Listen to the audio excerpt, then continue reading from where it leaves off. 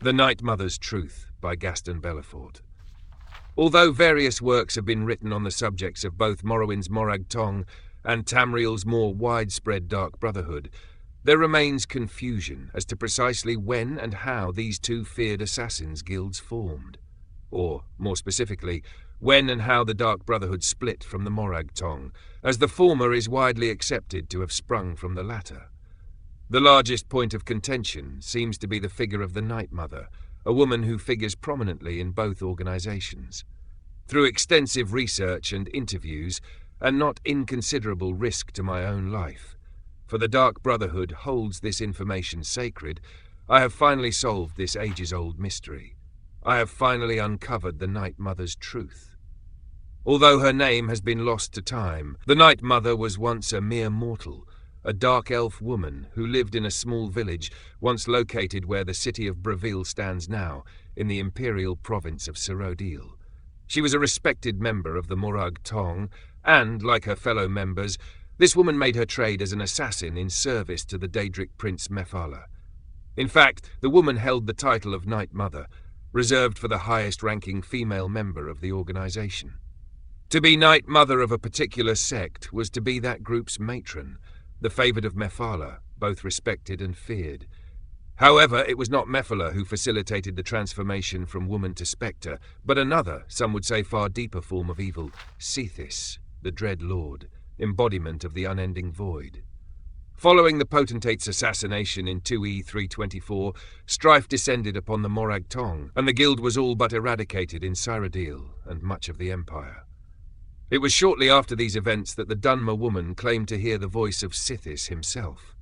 The Dreadlord, she claimed, was displeased. He was unhappy with the Morag Tong's lack of success. The Void, he told her, was hungry for souls, and it was her destiny to set things right. And so, according to Dark Brotherhood legend, Sithis visited the Night Mother in her bedchamber and begat her 5 children. 2 years passed before the unthinkable happened.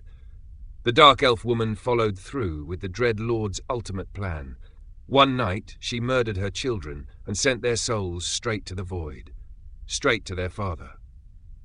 When they learned of this affront to decency, the people of the village rallied against the woman, for such an act was considered incomprehensible, even for a Night Mother of the Morag Tong. In one night of vengeance, they descended upon the woman, killing her and burning down the house in which the atrocity took place.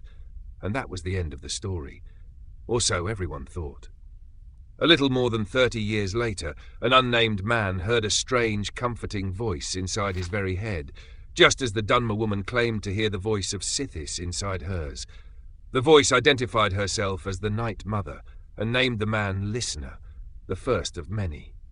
And so the unholy matron set her servant on his path. He would found a new organization, a guild of assassins known as the Dark Brotherhood, in service not to Mephala, but to the Dreadlord Sithis.